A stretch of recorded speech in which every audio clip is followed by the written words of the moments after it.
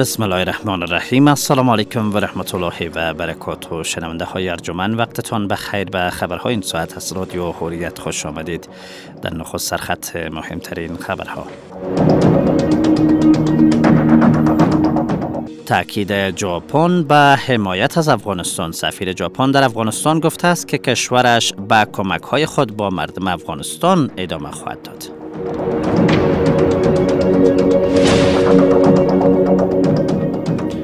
رسیدگی به ملکیت‌های مهاجرین افغان در پاکستان. سفارت افغانستان در پاکستان از تمام مهاجرینی که هنگام برگشت به افغانستان با ملکیت‌هایشان به مشکل مواجه‌اند خواسته تا با این سفارت به تماس شوند.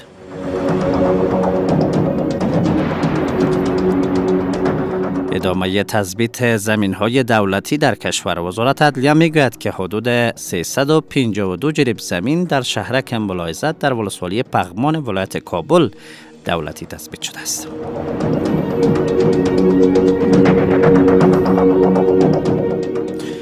و در پی ازدحام مردم در یک مراسم مذهبی در هند بیش از 70 تن کشته و زخمی شدند.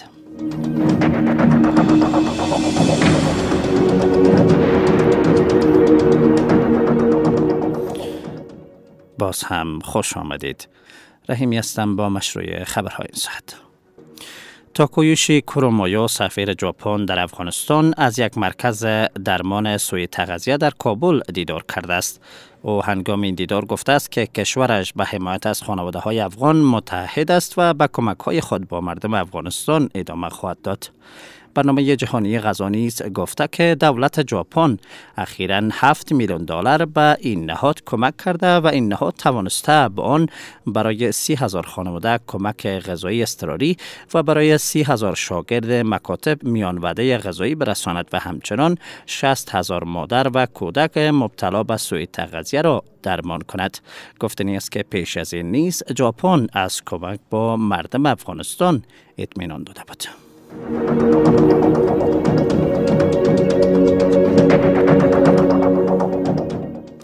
سفارت افغانستان در پاکستان با نشر اطلاعیه‌ای از تمام مهاجرینی که هنگام برگشت به افغانستان در زمینه ملکیت‌هایشان با مشکل مواجه‌اند خواسته تا با این سفارت به تماس شوند.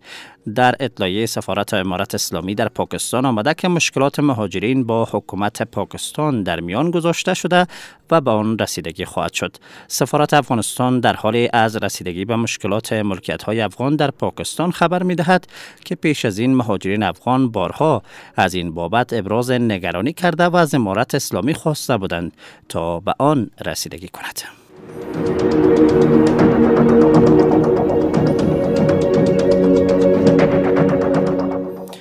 وزارت عدلیه میگوید که حدود 352 جریب زمین در شهرک ملاحظت در ولسوالی پغمان ولایت کابل دولتی تثبیت شده است.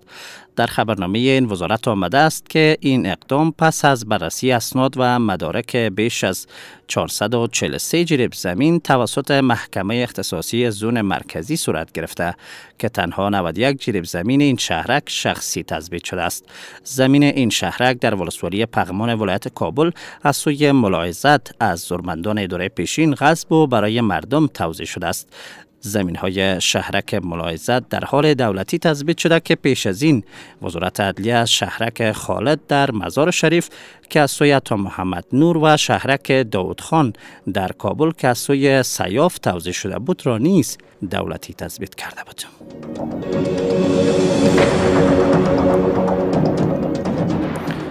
رسانه‌های هندی خبر دادند که در نتیجه ازدحام مردم برای یک مراسم سالانه مذهبی در شمال شهر گوای هند دست کم 71 نفر کشته و زخمی شدند. این رسانه‌ها به نقل از مسئولان صحی هند خبر دادند که این حادثه حوالی صبح امروز رخ داده و در پی آن تاکنون 6 تن جان باخته و بیش از 65 کودک، مرد، زن و افراد سالخورده زخمی شدند.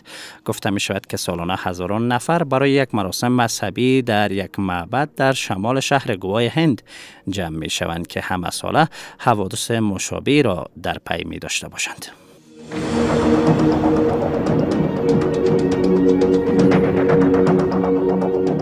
شنونده های عزیز، این بود خبرها تا این ساعت. از توجه و همراهیتان سپاس.